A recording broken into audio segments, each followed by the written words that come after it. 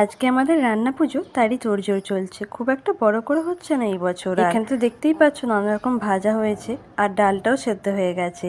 রাত 8টার মধ্যে আমাদের সব রান্না কমপ্লিট হয়ে গিয়েছিল। কারণ পরের দিন ভোর 5টার সময় ব্রাহ্মণ আসবেন পুজো করতে। এই দিন না ব্রাহ্মণ পাওয়া ভীষণই মুশকিলের।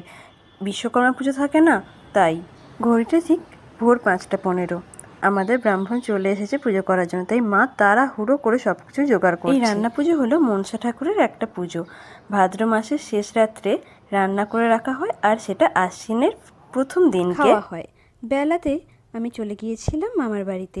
আমার মামার বাড়িতেও রান্না পুজো আছে। আর এই দুটো আমার একটা মামার মেয়ে, আর ওইটা আমার মামার ছেলে।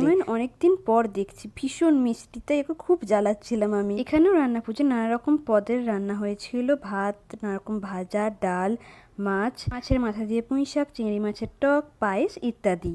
আজকের ভিডিওটা এই অবধি। ভালো লাগলে একটা লাইক করে দিও। দেখা হবে পরের